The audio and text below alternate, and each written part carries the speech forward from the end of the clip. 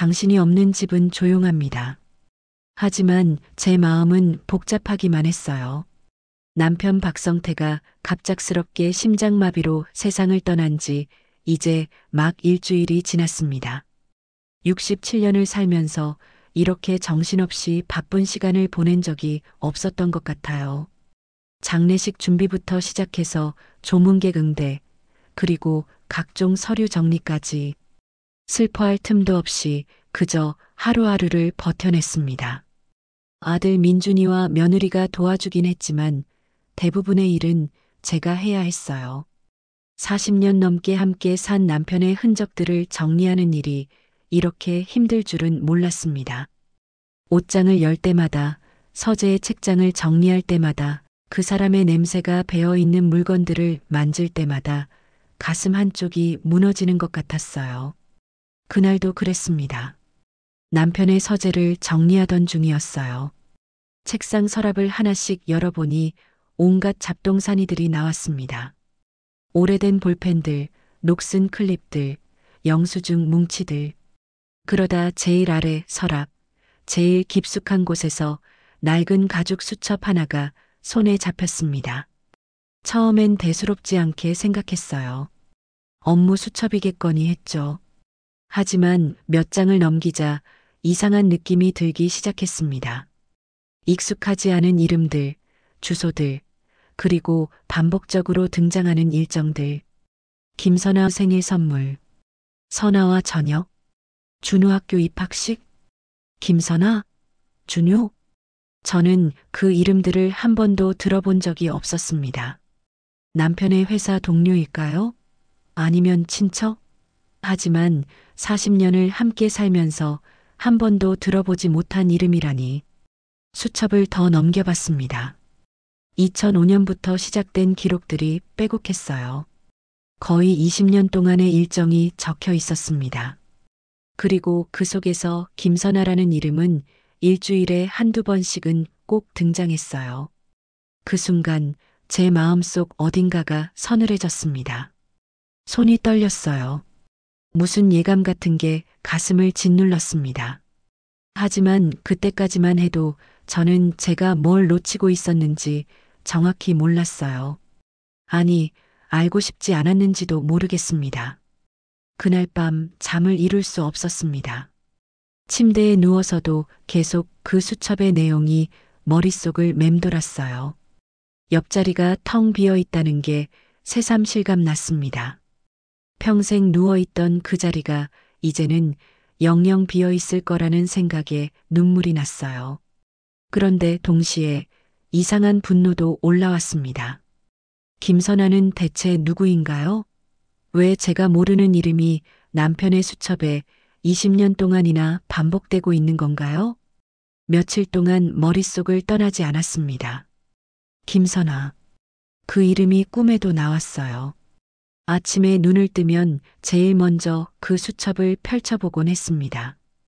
혹시 제가 잘못 본 건 아닐까, 착각한 건 아닐까 하는 희망을 가지고요. 하지만 볼 때마다 그 이름은 선명하게 적혀 있었습니다. 아들에게 말해볼까 고민했어요. 하지만 장례를 치르느라 지친 아들의 얼굴을 보니 차마 입이 떨어지지 않았습니다. 며느리는 더더욱 말할 수 없었죠. 결국 저는 혼자 결정했습니다. 직접 알아봐야겠다고요. 수첩 뒷장에 전화번호가 적혀 있었습니다. 며칠 동안 그 번호를 들여다봤어요. 수십 번도 넘게 전화기를 들었다 놓았다를 반복했습니다. 무서웠어요. 이 전화를 걸면 제가 알고 싶지 않았던 진실과 마주하게 될 것 같았거든요.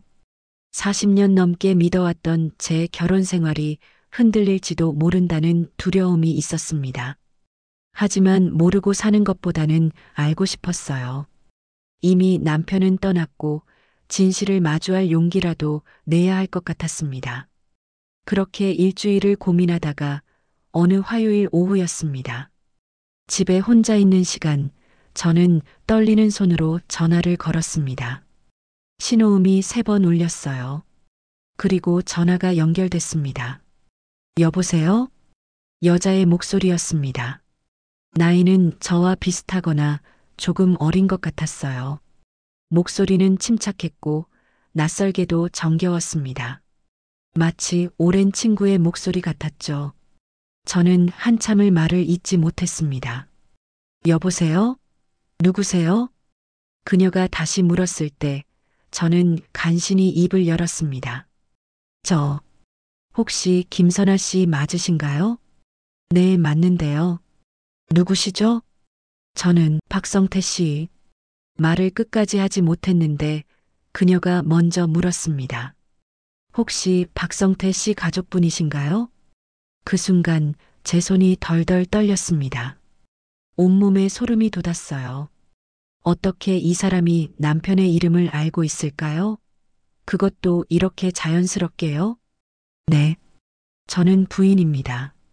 전화 너머로 잠시 침묵이 흘렀습니다. 길고 긴 침묵이었어요. 그 몇 초가 몇 시간처럼 느껴졌습니다. 아, 그녀가 긴 한숨을 내쉬었습니다. 연락이 올 줄 알았어요. 부고를 보고, 아니, 우리 아이 아빠가 돌아가셨다는 연락을 받았거든요. 아이 아빠요? 아이요? 저는 전화기를 놓칠 뻔했습니다. 귀가 먹먹해지고 눈앞이 흐려졌어요. 무슨 말씀이세요? 죄송해요. 이렇게 말씀드리게 돼서 저는 박성태 씨와 15년 동안 가족처럼 지냈던 사람입니다. 그리고 우리 아들 준우가 있어요. 21살이에요. 가족처럼? 아들, 머리가 하얗게 변했습니다. 심장이 터질 것 같았어요. 이게 무슨 소리인가요? 제가 모르는 사이에 남편에게 다른 가족이 있었다는 건가요? 저는 한 번도 목소리가 나오지 않았습니다. 알고 계셨나요? 성태 씨가 말씀하시길 부인께는 말할 수 없다고 했어요. 미안하다고 하지만 어쩔 수 없다고 했어요. 그녀는 아무렇지 않게 마치 날씨 이야기하듯 담담하게 말했습니다. 저는 더 이상 들을 수 없었어요. 전화를 끊어버렸습니다. 전화기를 던져버리고 싶었지만 손에 힘이 하나도 없었어요. 그대로 주저앉아 버렸습니다. 바닥에 주저앉아 한참을 울었습니다. 아니, 울음이라고 하기도 뭐한 괴성 같은 소리가 나왔어요. 평생 이렇게 큰 소리로 운 적이 없었습니다. 40년이 넘는 결혼 생활. 그 시간 동안 저는 무엇을 믿고 살아왔던 걸까요? 그날 밤 저는 남편의 영정 앞에 앉아 있었습니다. 웃고 있는 남편의 사진을 보면서 이 사람이 낯설게 느껴졌어요. 제가 안다고 생각했던 이 사람이 사실은 전혀 모르는 사람이었던 건 아닐까요? 당신, 대체 누구였어요? 영정 앞에 혼잣말을 했습니다. 대답은 없었죠. 며칠을 고민했습니다.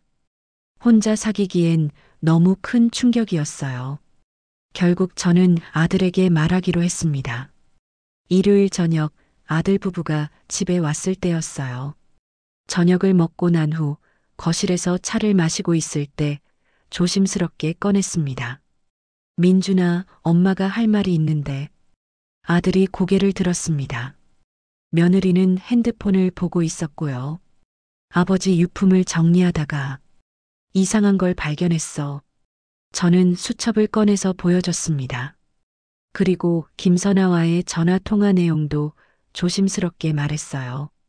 아들의 표정이 점점 굳어지는 게 보였습니다. 다 듣고 난 아들은 한숨을 크게 내쉬었습니다. 엄마, 응? 이제 와서 뭐하러 그런 걸 캐내요? 뭐라고? 아버지는 돌아가셨잖아요. 이제 와서 그런 거 알아내서 뭐 하려고요? 엄마만 더 힘들어지는 거예요. 저는 아들의 말을 믿을 수 없었습니다. 민준아, 그게 무슨 말이니? 내 아버지가 다른 여자랑 아이까지 낳고 살았다는데 그냥 넘어가라는 거야? 며느리가 끼어들었습니다. 시어머니, 요즘 세상에 그런 일이 하나둘인가요? 솔직히 시아버님도 돌아가셨는데 이제 와서 뭘 어떻게 하시려고요? 그래도 이건 시어머니도 좀 모른 척 하시고 사시지. 무슨 소설 쓰시는 것도 아니고 괜히 집안 망신만 되는 거예요. 망신? 집안 망신? 제가 지금 집안 망신을 시키려고 이 얘기를 하는 건가요? 지은아, 내가 무슨... 엄마, 아들이 크게 소리쳤습니다. 엄마, 그만하세요. 며느리 말이 맞아요. 이제 와서 알아봐야 아버지 돌아오는 것도 아니고 엄마만 더 상처받아요. 그냥 모른 척하고 사세요. 그날 밤 아들 부부는 일찍 집에 갔습니다. 떠나면서도 차가운 표정이었어요. 며느리는 인사도 제대로 하지 않았고요. 혼자 남은 집은 더욱 쓸쓸했습니다. 제 편이라고 생각했던 아들마저 저를 외면하니 이 세상에 의지할 곳이 하나도 없는 것 같았어요. 다음 날부터 아들에게 전화를 걸어도 잘 받지 않았습니다. 문자를 보내도 간단하게만 답장이 왔어요. 바빠요. 나중에요. 괜찮으세요? 형식적인 말들 뿐이었습니다. 한 달이 지났습니다. 남편의 첫 제삿날이 다가왔어요. 저는 아들에게 전화를 걸었습니다. 민준아, 다음 주가 아버지 제삿날인데. 엄마, 저희는 못 갈 것 같아요. 뭐? 왜? 지은이가 몸이 안 좋대요. 그리고 솔직히 엄마가 자꾸 그런 이야기 하시니까 가기가 좀... 전화를 끊었습니다. 저는 수화기를 들고 멍하니 앉아 있었어요. 아들도 며느리도 이제 저를 외면했습니다. 제삿날 저는 혼자 상을 차렸습니다. 작은 밥상 하나에 과일 몇 개, 나물 몇 가지. 40년을 함께 산 남편의 제사가 이렇게 초라할 수 있을까요? 상 앞에 앉아서 혼자 절을 올렸습니다. 눈물이 났어요. 슬픔인지 분노인지 알 수 없는 눈물이었습니다. 당신, 이게 뭡니까? 제가 뭘 잘못했길래 이렇게까지 당해야 하는 겁니까? 영정 속의 남편은 그저 웃고 있을 뿐이었습니다. 그날 이후 저는 결심했습니다. 이 결혼이 얼마나 허상이었는지 끝까지 파헤치기로요. 비록 늙은 여자 하나의 마지막 자존심일지라도 저는 진실을 알아야 했습니다. 남은 인생이 얼마 없을지도 모르지만 적어도 제가 살아온 삶이 무엇이었는지는 알고 가야 할 것 같았어요. 그 후로 한 달 정도 지났을까요? 어느 토요일 오후였습니다. 집에서 혼자 설거지를 하고 있는데 초인종이 울렸어요. 택배인 줄 알고 대충 손을 닦고 문을 열었습니다. 하지만 문 앞에 선 사람은 택배기사가 아니었습니다. 중년의 여자 한 명과 젊은 남자 한 명. 그들은 저를 보자마자 조심스럽게 인사를 했어요. 혹시 박성태 씨 부인이신가요? 순간 알 수 있었습니다. 이 사람들이 누군지. 김선아 씨인가요? 여자가 고개를 끄덕였습니다. 네. 그리고 이 아이가 박성태 씨 아들 준우입니다. 준우라는 이름의 청년이 저를 보며 깊이 고개를 숙였습니다. 처음 뵙겠습니다. 저는 준우라고 합니다. 그 순간 저는 숨이 멎는 것 같았습니다. 그 청년의 얼굴이 너무도 익숙했거든요. 눈매, 코, 입모양, 심지어 서 있는 자세까지 꼭 젊은 시절의 남편을 보는 것 같았어요. 손이 떨렸습니다. 다리에 힘이 풀렸어요. 들어오세요. 저도 모르게 그렇게 말하고 있었습니다. 거실에 마주 앉았습니다. 이상한 분위기였어요. 남편의 영정이 저희를 내려다보고 있었고 낯선 사람들이 제 집 거실에 앉아 있었습니다. 김선아라는 여자를 자세히 봤습니다. 제 또래였어요. 어쩌면 저보다 2~3살 어릴 수도 있었습니다. 수수한 옷차림에 화장기 없는 얼굴. 하지만 어딘가 단정하고 조용한 아름다움이 있었어요. 준우는 계속 고개를 숙이고 있었습니다. 불편한 기색이 역력했죠. 왜 찾아오신 겁니까? 제가 먼저 물었습니다. 김선아가 한숨을 쉬며 입을 열었습니다. 죄송합니다. 장례식 때 가려고 했는데 차마 용기가 나지 않아서요. 하지만 이렇게라도 인사를 드려야 할 것 같았습니다. 인사요? 네. 저도, 준우도 박성태 씨를 많이 그리워하고 있어요. 준우는 아버지 얼굴도 제대로 못 본 채 보냈거든요. 준우가 고개를 들었습니다. 그리고 저를 똑바로 바라봤어요. 그 눈빛에서 남편의 모습이 겹쳐 보였습니다. 어머니, 준우가 말했습니다. 목소리가 떨리고 있었어요. 어머니께서 아버지를 정말 사랑하셨다는 거 저희는 알고 있습니다. 아버지도 항상 어머니 이야기를 하셨어요. 미안하다고, 고맙다고. 그 말에 제 가슴이 무너졌습니다. 사랑했다고요? 그 사람이 저를요? 그럼 왜 이런 이중 생활을 했을까요? 왜 저에게는 진실을 말하지 않았을까요? 준우야. 김선아가 아들을 말렸습니다. 하지만 준우는 계속 말했어요. 어머니도 힘드시겠지만 저희도 아버지를 잃은 건 마찬가지예요. 저는 태어나서 한 번도 아버지와 함께 명절을 보낸 적이 없어요. 생일도 졸업식도 성인식도 다 혼자였어요. 준우야, 그만. 아니에요, 엄마. 어머니께서 알아야 해요. 아버지가 얼마나 힘들게 사셨는지. 준우의 눈에 눈물이 고였습니다. 아버지는 항상 죄인처럼 사셨어요. 여기 와서도 저희 집에 와서도 어디에서도 편하지 못하셨어요. 늘 미안하다고 용서해달라고 말씀하셨어요. 저는 아무 말도 할 수 없었습니다. 그날 그들은 1시간 정도 있다가 돌아갔습니다. 떠나기 전에 김선아가 제 손을 잡았어요. 부인, 아니 어머니. 저는 당신을 원망하지 않아요. 다만 우리 모두 피해자였던 것 같아요. 피해자? 그 말이 계속 머릿속을 맴돌았습니다. 그날 이후로 며칠 동안 잠을 제대로 못 잤습니다. 준우의 얼굴이 자꾸 떠올랐어요. 그 아이의 눈빛, 말투, 심지어 손짓까지 남편과 똑같았습니다. 제 아들 민준이와도 닮았어요. 같은 아버지의 피를 받았으니 당연한 일이겠죠. 일주일쯤 지났을까요? 김선아에게서 문자가 왔습니다. 어머니, 혹시 시간 되시면 만나 뵙고 싶습니다. 제대로 된 이야기를 나누고 싶어요. 저는 한참을 고민했습니다. 만나야 할까요? 더 이상 알고 싶지 않은데. 하지만 동시에 모든 걸 알고 싶었어요.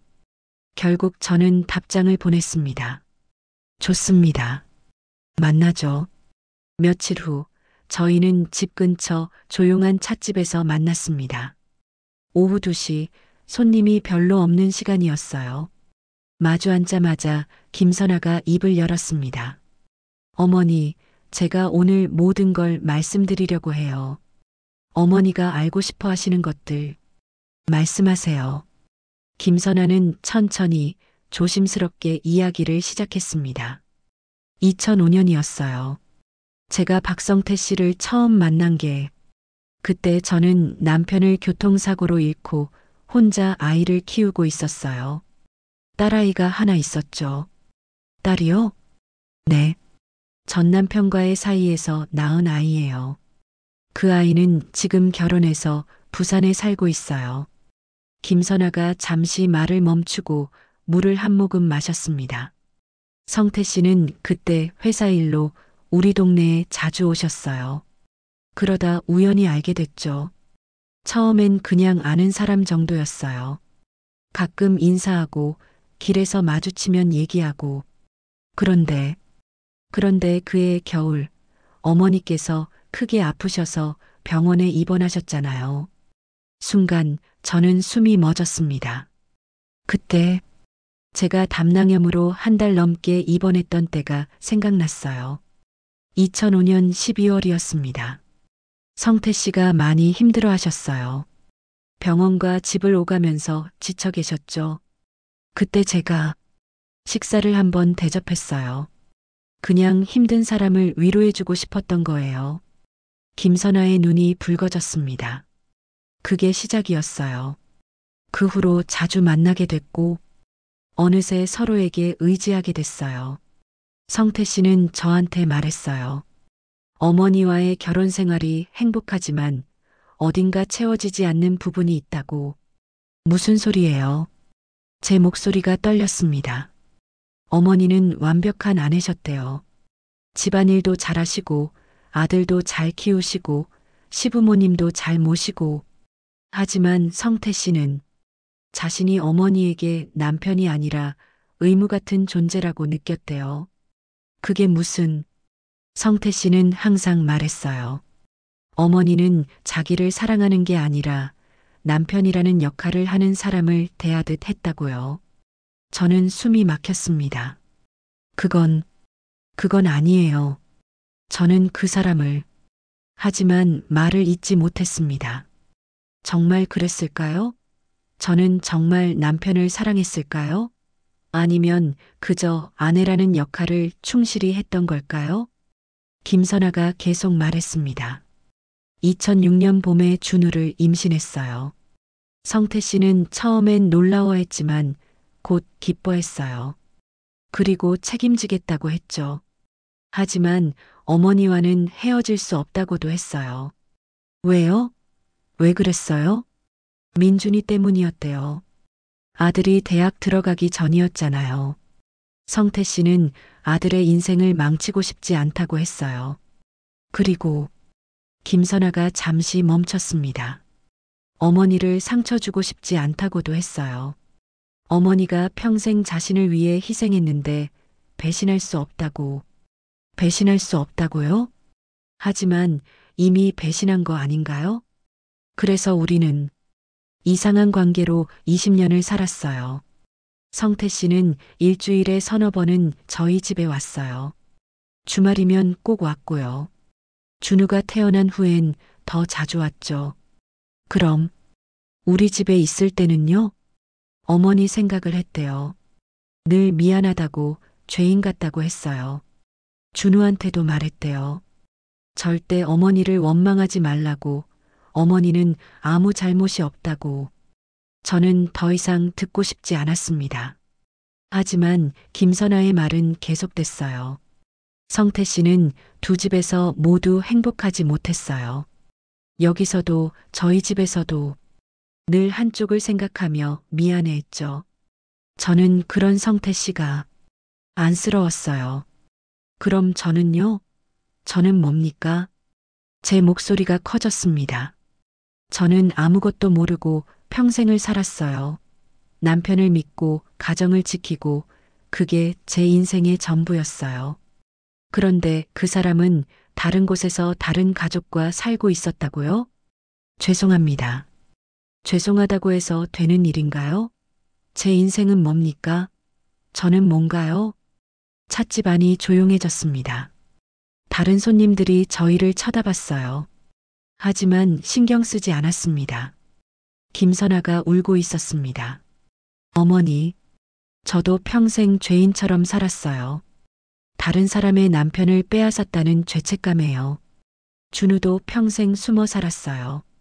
아버지가 있지만 없는 것처럼, 가족이지만 가족이 아닌 것처럼.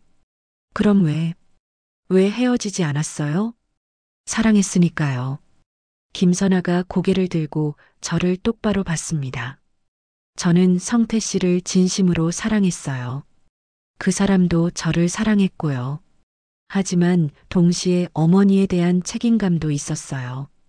그래서 그렇게 살았어요. 누구도 행복하지 않은 삶을요. 저는 아무 말도 할 수 없었습니다. 그날 집에 돌아와서 한참을 울었습니다.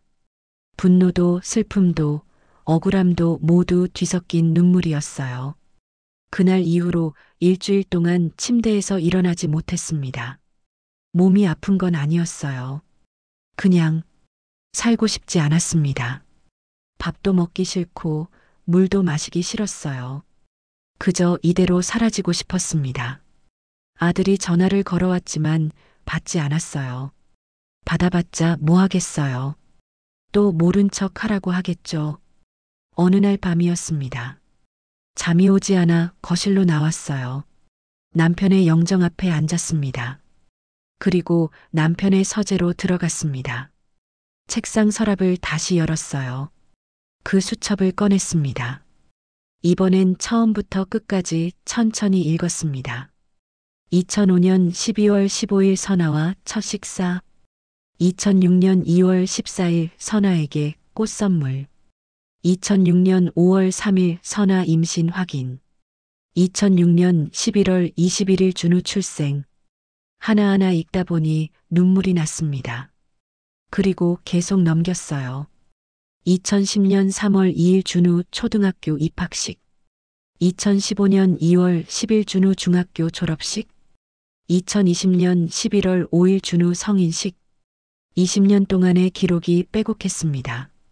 다른 가족과의 추억들이요. 그런데 이상한 건 중간중간 이런 기록도 있었다는 거예요. 2008년 10월 7일 정의 생일. 깜빡했다. 미안하다. 2012년 5월 20일 결혼기념일. 정희에게 화를 냈다. 왜 그랬을까? 2018년 3월 15일 정희가 아프다. 내 탓인가? 제 이름이 있었습니다. 많지는 않았지만 분명히 있었어요. 그리고 마지막 장에 이런 글이 적혀 있었습니다. 2024년 8월 3일 나는 평생 두 여자를 사랑했다. 하지만 두 여자 모두를 불행하게 만들었다. 용서받을 수 없을 것이다. 정희야, 선아야, 미안하다. 그게 마지막 기록이었습니다. 남편이 세상을 떠나기 한 달 전이었어요. 저는 수첩을 꼭 안고 울었습니다. 목 놓아 울었어요. 이 사람도 괴로워했구나. 이 사람도 힘들었구나. 하지만 저는요? 저는 뭔가요? 저는 아무것도 모르고 살았어요. 행복하다고 생각했어요. 평범한 가정이라고 믿었죠. 그런데 그게 다 거짓이었어요. 제가 살아온 67년의 인생 중에서 결혼한 40년이 거짓이었다면 제 인생은 뭐가 남는 건가요? 그날 밤 저는 남편의 옷장을 열었습니다. 그리고 하나씩 옷을 꺼냈어요. 양복, 셔츠, 넥타이, 코트. 옷마다 남편의 냄새가 났습니다. 그 냄새를 맡으며 울었어요. 옷을 껴안고 바닥에 주저앉아 울었습니다. 당신은 저를 사랑했나요? 아니면 그냥 책임감으로 산 건가요? 대답은 없었습니다. 저는 옷을 다시 옷장에 넣었습니다. 그리고 서재로 가서 남편의 수첩을 다시 펼쳤어요. 그리고 제 이름이 적힌 부분만 찾아서 읽었습니다. 많지 않았어요. 20년 동안 겨우 10번 정도였습니다. 김선아와 준우에 대한 기록이 수백 개라면 저에 대한 기록은 10개. 이게 제가 받은 사랑의 양인가요? 그날 밤 저는 결심했습니다. 이제 더 이상 이 집에서 살 수 없다고. 이 추억들과 함께 살 수 없다고. 하지만 어디로 가야 할까요? 67세의 늙은 여자가 갈 곳이 어디 있을까요? 며칠 후 준우에게서 전화가 왔습니다. 할머니, 아니 어머니. 준우는 저를 뭐라고 부를지 망설이고 있었어요. 어머니라고 불러도 될까요? 그래, 그렇게 불러라. 제 입에서 그런 말이 나온 게 신기했습니다. 어머니께서 많이 편찮으세요. 누가? 저희 엄마요. 김선아 어머니요. 병원에 입원하셨어요. 심장이 철렁 내려앉았습니다. 뭐가 잘못됐는데? 췌장암이래요. 말기라고 하시더라고요. 저는 할 말을 잃었습니다.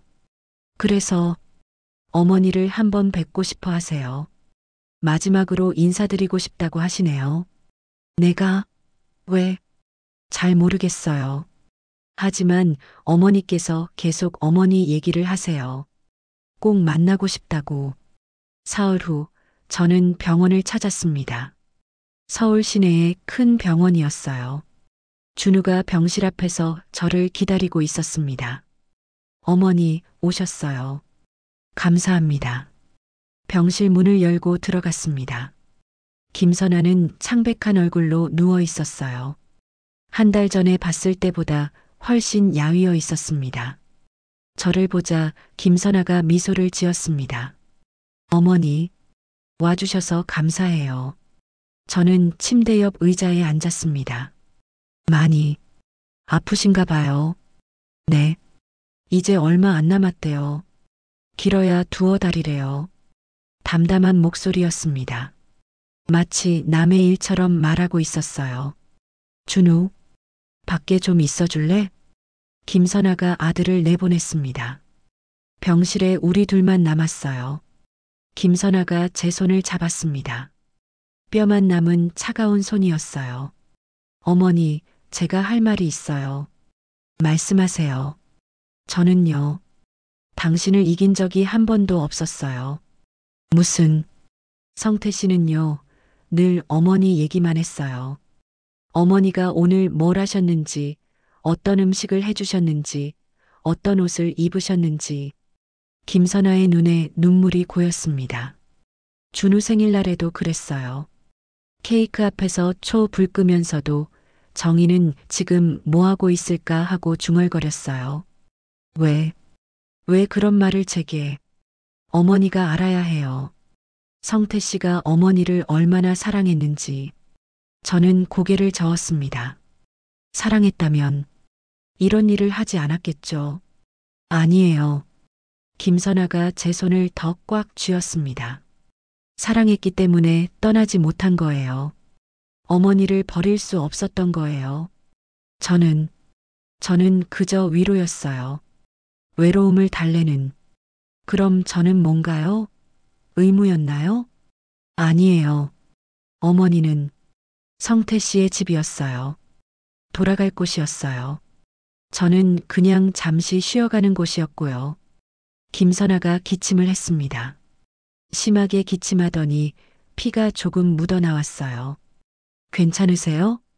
괜찮아요. 이제 익숙해요. 김선아가 다시 말을 이었습니다. 어머니, 제가 부탁이 있어요. 뭔가요? 준우를 좀 봐주세요. 그 아이는 아무 죄가 없어요. 그건 형이 있잖아요. 민준이요. 준우한테는 형이에요. 부탁이에요, 어머니. 준우가 너무 외로워요. 저까지 가면 그 아이는 정말 혼자가 돼요. 김선아의 눈물이 볼을 타고 흘러내렸습니다.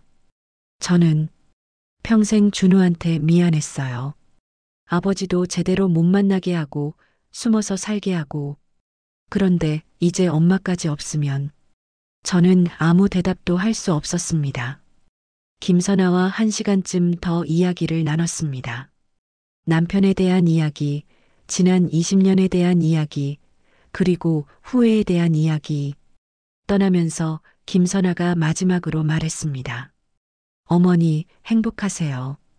이제라도 어머니 자신을 위해 사세요. 그게 제 마지막 부탁이에요. 병원을 나오는데 다리가 후들거렸습니다. 준우가 저를 부축해줬어요. 어머니, 괜찮으세요? 응, 괜찮다. 저희 엄마가 뭐라고 하셨어요? 너를 잘 돌봐달라고 하시더구나. 준우가 울먹였습니다. 어머니, 저 어떻게 해야 해요? 21살 청년이 길거리에서 울고 있었습니다. 저는 그 아이를 안아줬어요. 남편과 똑같은 키, 똑같은 체격의 청년을. 괜찮다, 준우야. 다 괜찮을 거야.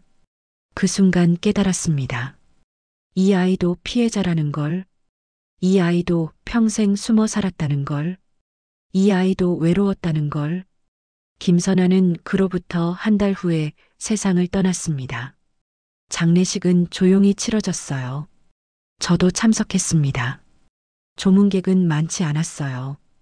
김선아의 딸과 사위, 그리고 몇몇 친구들. 저는 영정 앞에 섰습니다. 사진 속의 김선아는 웃고 있었어요. 편히 가세요. 이제 괴로워하지 않아도 돼요. 준우는 장례식 내내 울었습니다. 그 모습이 너무 안쓰러웠어요. 장례를 치르고 며칠 후 저는 아들에게 전화를 걸었습니다. 민준아, 엄마야. 엄마, 무슨 일이세요? 엄마가 할 말이 있어서. 시간 있니? 네, 말씀하세요. 준우라고, 내 이복 동생. 그 아이를 우리 집에 데려오려고 하는데 전화 너머로 한참 침묵이 흘렀습니다. 엄마, 정신 차리세요. 그게 무슨, 엄마 정신 멀쩡하다. 그 아이 이제 혼자야. 엄마도 없고 아빠도 없어. 그런데 형이 있잖니. 엄마 같은 피를 나눈 형제야. 내 동생이야. 엄마, 아들이 소리를 질렀습니다. 엄마는 왜 자꾸 그러세요? 왜 자꾸 상처를 들쑤시세요? 그냥 조용히 사시면 안 돼요? 민준아, 아빠가 잘못한 거 맞아요. 하지만 이제 끝난 일이잖아요. 왜 자꾸 그 아이를 우리 인생에 끌어들이려고 하세요? 저는 깊게 숨을 들이쉬었습니다. 민준아, 엄마는 말이다. 이제 남은 인생이 얼마 안 남았어. 그동안 엄마는 착한 며느리로, 착한 엄마로, 착한 아내로만 살았어. 그런데 엄마 자신으로는 살아본 적이 없는 것 같아. 그게 무슨, 이번에는 엄마가 하고 싶은 대로 살아보려고. 준우가 불쌍해. 그 아이 돌봐주고 싶어. 내가 싫으면 엄마 혼자라도 할 거야. 그날 이후 아들은 한동안 연락이 없었습니다. 준우는 제 집 근처에 작은 원룸을 얻어 이사했어요. 저는 그 아이에게 자주 밥을 해줬습니다. 일주일에 서너 번씩은 우리 집에 와서 같이 저녁을 먹었어요. 처음엔 어색했습니다. 서로 뭘 말해야 할지 몰랐죠. 하지만 시간이 지나면서 조금씩 편해졌습니다. 할머니, 아니 어머니. 준우는 여전히 저를 뭐라고 불러야 할지 헷갈려 했어요. 그냥 편하게 불러. 할머니라고 해도 좋고, 아니요. 어머니라고 부르고 싶어요. 저한테는 어머니가 두 분이셨으니까요. 그 말에 코끝이 찡했습니다. 석 달쯤 지났을까요? 어느 일요일 초인종이 울렸습니다. 문을 열어보니 아들 부부가 서 있었어요. 엄마, 어머니, 왔니? 들어와. 거실에 앉았습니다. 며느리가 과일 바구니를 내밀었어요. 어머니, 그동안 죄송했어요. 무슨 소리야? 제가 너무 이기적이었어요. 어머니 마음은 생각 안 하고. 아들도 고개를 숙였습니다. 엄마, 저도 미안해요. 엄마가 얼마나 힘드셨을지 생각을 못했어요. 그때 준우가 방에서 나왔습니다. 어머니, 손님이세요? 아들과 준우가 마주쳤습니다. 두 사람은 한참을 서로를 바라봤어요. 그리고 아들이 먼저 입을 열었습니다. 형이라고 말해도 될까? 준우의 눈에 눈물이 고였습니다. 형님, 두 청년이 포옹했습니다. 저는 그 모습을 보며 울었어요. 행복한 눈물이었습니다. 그로부터 1년이 지났습니다. 남편의 두 번째 제삿날이었어요. 이번에는 가족들이 모두 모였습니다. 아들 부부 그리고 준우까지. 작은 상이었지만 정성껏 차렸습니다. 준우가 도와줬어요. 아버지가 좋아하시던 갈비찜이에요. 그래, 고맙다. 제사를 지내면서 저는 남편의 영정을 바라봤습니다. 당신 참 많은 사랑을 받았네요. 두 여자한테, 두 아들한테. 부러워요. 민준이와 준우가 나란히 절을 올렸습니다. 그 모습이 신기했어요. 이제는 정말 형제처럼 보였습니다. 제사를 마치고 다 같이 밥을 먹었습니다. 어머니, 이거 정말 맛있어요. 며느리가 말했습니다. 그래, 다행이다. 어머니는 요리를 정말 잘하시는 것 같아요. 저도 좀 배워야 하는데 언제든지 와. 가르쳐 줄게. 식사를 마치고 아이들이 설거지를 하는 동안 저는 혼자 베란다에 나갔습니다. 가을 저녁이었어요. 선선한 바람이 불었습니다. 그날 밤 다들 돌아가고 나서 저는 오랜만에 일기를 썼습니다. 예전에는 일기를 쓰지 않았어요. 쓸 시간도 없었고 쓸 이유도 몰랐죠. 하지만 이제는 달랐습니다. 2025년 11월 3일. 오늘 남편의 제사를 지냈다. 두 아들이 함께 절을 올렸다. 이상하게도 마음이 편했다. 68세가 됐다. 이제 남은 인생이 얼마 없을지도 모른다. 하지만 이제부터라도 내가 원하는 대로 살아보려 한다. 좋아하는 것 고요한 아침, 따뜻한 차, 손자들의 웃음소리. 하고 싶은 것 그림 배우기, 여행 가기, 책 많이 읽기. 나, 이정희는 이제 나로 살 것이다. 일기를 덮고 창밖을 바라봤습니다. 달이 밝았어요. 남편이 떠난 지 1년 반이 지났습니다. 그동안 참 많은 일이 있었어요.